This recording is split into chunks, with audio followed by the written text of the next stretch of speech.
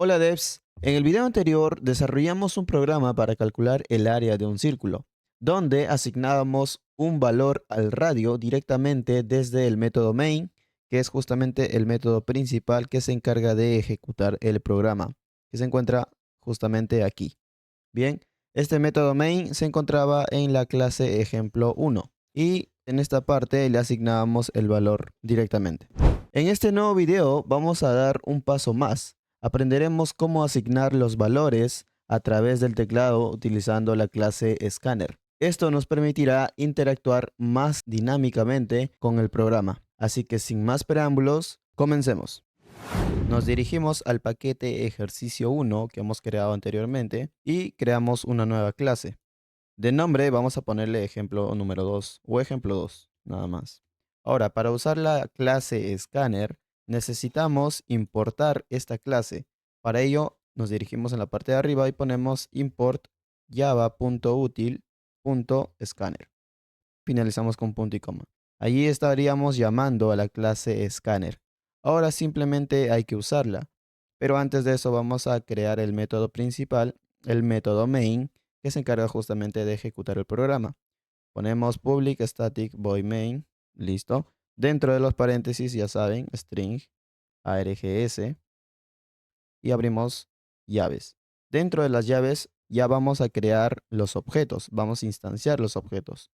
Un objeto va a ser de la clase Scanner y el otro objeto va a ser de la clase Círculo. Entonces, primero creamos el objeto de la clase Scanner, ponemos de nombre S nada más, New Scanner. Y de argumento aquí escribimos system.in. Listo. Allí estaríamos creando el objeto S. Ojo, aquí no sé si logran ver, hay que agrandar un poco. Aquí está. Estamos creando el objeto S de la clase Scanner. Ahora creamos el otro objeto de la clase Círculo. Entonces colocamos aquí Círculo, ponemos de nombre Cir, New, Círculo. Y finalizamos con un punto y coma. Bien, aquí en esta parte estoy usando el método constructor, que esto obviamente lo vamos a ver en la siguiente clase, hablando de específicamente constructores. Bien, antes de continuar, quiero comentarles por qué aquí como argumento pasé un system.in al momento de instanciar el objeto S de la clase Scanner. Es que cuando programamos en Java y queremos que el usuario ingrese datos, para este caso también nosotros seríamos un usuario al testear el programa, ¿no? Y bueno, necesitamos un camino para que la computadora pueda recibir esa información. Y aquí es donde entra este argumento system.in, ¿no? Podemos imaginar que este system.in es como un tubo, ¿no? Que conecta el teclado del usuario con nuestro programa. Todo lo que el usuario escribe pasa por el tubo hacia nuestro programa. Y ahí obviamente entra el trabajo de Scanner, que se encarga de convertir la información en algo que el programa pueda entender. Y allí aparecen los métodos lectores, que son llamados a través del objeto que fue instanciado a partir de la clase Scanner. Cada uno de estos métodos leen un tipo de dato diferente. Entonces continuemos para que les quede más claro lo que les acabo de decir. Bien, ahora abrimos la otra clase para poder guiarnos. Ponemos a un costado el ejemplo 2. Como ya hemos visto, según nuestro ejemplo número 1, nosotros directamente otorgamos el valor, ¿ya? Pero en este caso nosotros necesitamos ingresar ese valor. Para ello tenemos que usar justamente el objeto que hemos creado, el objeto S. Entonces hay que usar el objeto S, como les comento, para, digamos, armar el tubo, construir el tubo y que nos permita obviamente ingresar datos. Para eso ponemos S.next. Y ahí es donde entran los métodos, el next. Esos métodos, tanto next double, next int o next line, como vemos aquí hay varios next.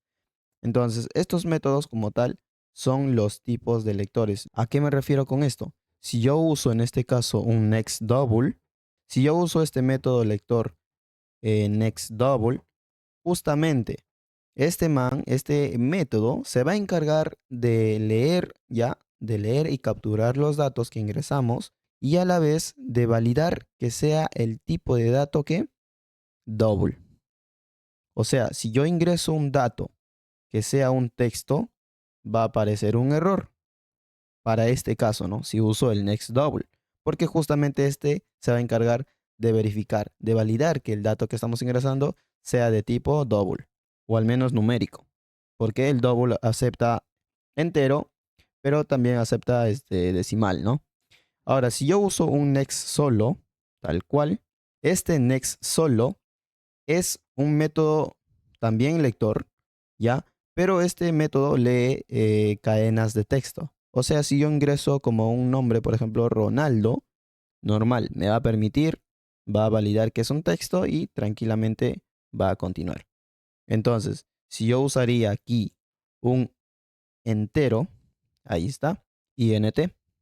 Si uso este método lector que es entero, si yo ingreso un dato, no sé, decimal, por ejemplo, me va a aparecer un error porque él solamente se encarga, o este método se encarga de validar que el dato que ingresamos sea de tipo entero. Entonces, para eso usamos los métodos, estos métodos lectores, ¿no? Como ya les comento, un breve resumen, que se encargan de leer, de capturar los datos y de validar que sea exactamente el tipo de dato que estamos especificando, ¿no? De acuerdo al método.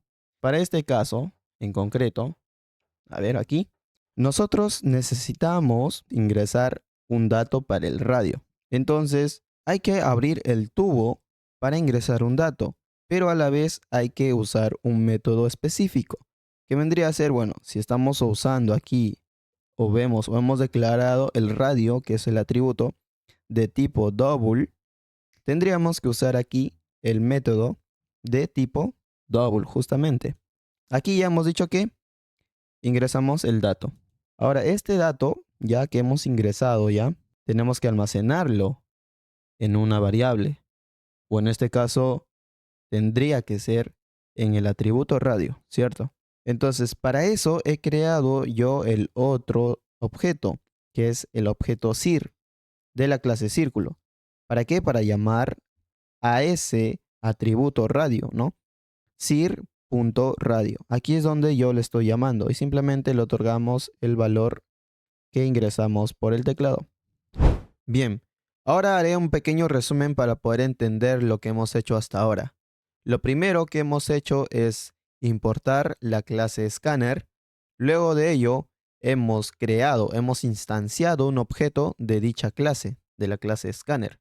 También hemos instanciado otro objeto de la clase círculo y hemos usado justamente el objeto S para que podamos ingresar los datos a través del teclado. Y aquí hemos llamado a la vez al método lector, en este caso el método nextDouble, que justamente este se va a encargar, como les comenté, de leer, de capturar el dato que ingresamos y específicamente de validar que el dato sea de tipo double.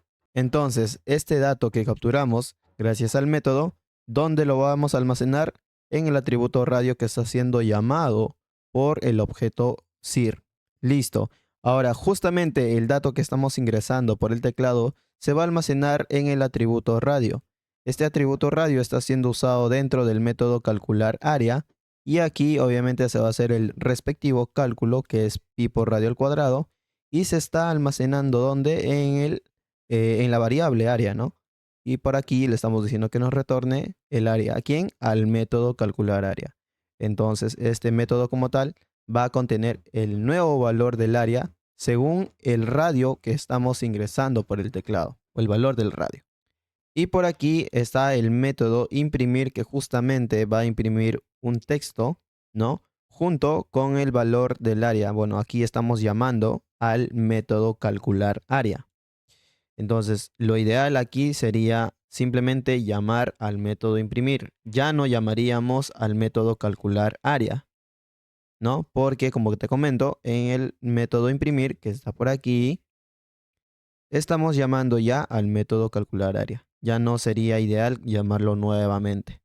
Entonces, nada más ahora simplemente llamamos al método imprimir. Sir.imprimir. Con eso terminaríamos esta parte. Pero no tenemos como una guía, ¿no? Imaginemos que estamos creando este programa para un usuario que no sabe qué es lo que va a ingresar en el teclado. Entonces nosotros tenemos que hacer como un mensaje de guía para que él sepa qué dato va a ingresar o qué valor va a ingresar. Entonces vamos a poner un system.out.println, así. Y aquí ingresamos un texto. En este caso yo voy a usar un print. Quito esta parte de aquí.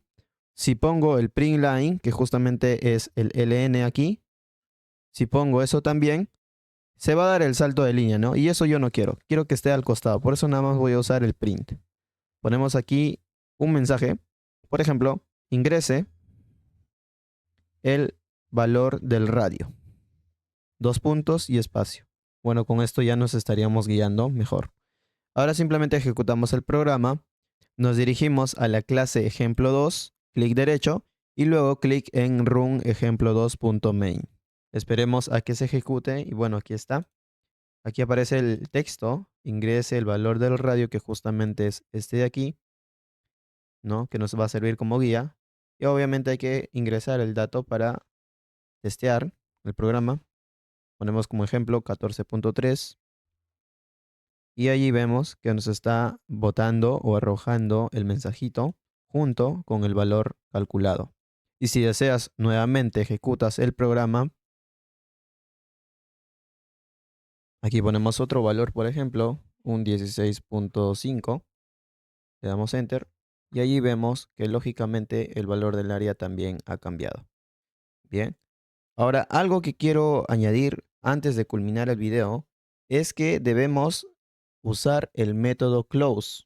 El método close se usa para cerrar el objeto escáner cuando ya no lo necesitamos.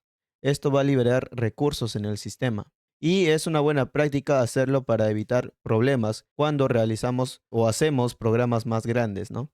Entonces simplemente usamos nuevamente el objeto s.close. Como les comento, es recomendable usar el método close cuando utilizas la clase scanner, pero obviamente lo ponen al final del todo.